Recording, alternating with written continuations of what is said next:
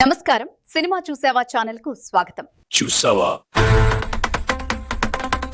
Cinema చూసావా లేదు అయితే ఇప్పుడు చెప్తాం. అందరికీ 77వ గణతంత్ర దినోత్సవ శుభాకాంక్షలు. ఈ రోజు మనం జెండా ఎగరేసి 2 ఫోటోలు దిగేసి స్టేటస్ పెట్టి మర్చిపోయే రోజు కాదు. ఈ రోజు మన దేశానికి అర్థమిచ్చిన రోజు, మనకి హక్కులిచ్చిన రోజు, మనకి బాధ్యతలు గుర్తు చేసిన రోజు.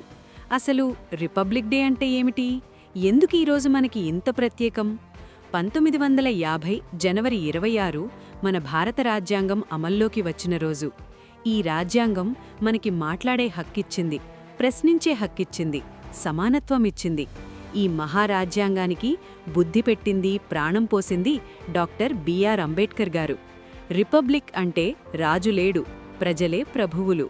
ప్రజాస్వామ్యం అంటే కేవలం ఓటు వేసి ఇంటికి రావడం కాదు, అన్యాయం జరిగితే ప్రశ్నించడం, అవినీతి కనిపిస్తే ఎదిరించడం, దేశం తప్పుదారిలో పోతే ఇది తప్పు అని చెప్పే ధైర్యం కలిగి ఉండడం. అందుకే గణతంత్ర దినోత్సవం అంటే మన చరిత్రను గుర్తు చేసుకుని, మన బాధ్యతలను గుర్తు చేసుకునే రోజు. ఇలాంటి రోజున మనలో దేశభక్తిని మళ్లీ రగిలించే కొన్ని ఎవర్గ్రీన్ సినిమాలు చూద్దాం. ఇవి సినిమాలు మాత్రమే కాదు, ఇవి మన పోరాటాల కథలు, మన వీరుల ఆత్మకథలు. అల్లూరి సీతారామరాజు. తెలుగు సినిమా చరిత్రలో ఇది కేవలం సినిమా కాదు, ఇదొక ఉద్యమం. సూపర్ స్టార్ కృష్ణగారు మన్యం వీరుడు అల్లూరి పాత్రలో కనిపిస్తే స్క్రీన్ కంపిస్తుంది. బ్రిటిష్ అటవీ చట్టాలు గిరిజనుల జీవనంపై చేసిన దాడికి అల్లూరి చేసిన పోరాటం. ఇది తెలుగులో వచ్చిన మొదటి సినిమాస్కోప్ చిత్రం. తెలుగు వీర లేవరా పాట ఈరోజు కూడా రక్తం వేడెక్కిస్తుంది. బొబ్బిలి పులి మరియు సర్దార్ పాపారాయుడు. ఎన్టీఆర్ గారు అంటే కేవలం నటుడు కాదు, ఒక విప్లవ స్వరం.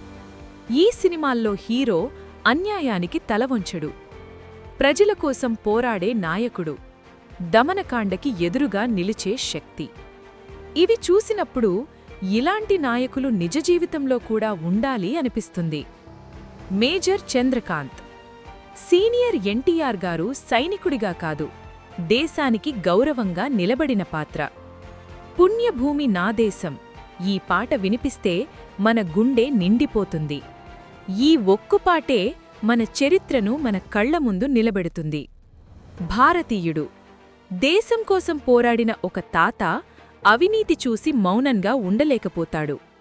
ఈ సినిమా మనల్ని అసౌకర్యానికి గురిచేస్తుంది, మనలోని ప్రశ్నలను లేపుతుంది.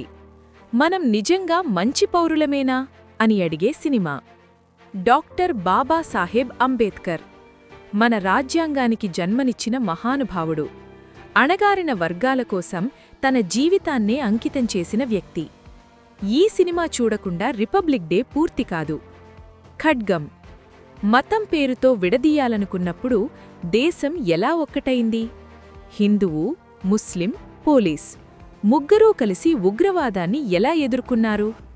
భారతదేశమంటే ఇదే అని బలంగా చెప్పిన సినిమా. మహాత్మా. హింస కాదు, అహింసే నిజమైన శక్తి. గాంధీ సిద్ధాంతాలు ఈరోజు కూడా అవసరమే అని చెప్పే cinema. Sye Raa Narasimha Reddy. British East India కంపెనీకి ఎదురుగా నిలిచిన తొలి స్వరం. ఉయ్యాలవాడ నరసింహరెడ్డి.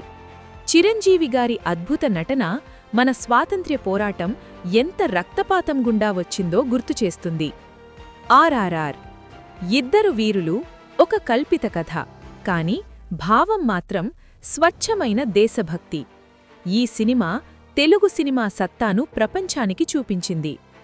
ఈ రిపబ్లిక్ డే రోజున ఈ సినిమాల్లో కనీసం ఒక్కటైనా చూడండి.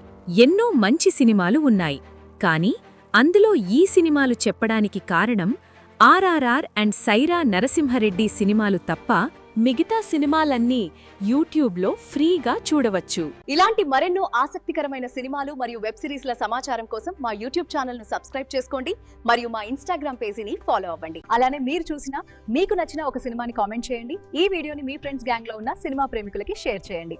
జై హింద్, జై భారత మాత.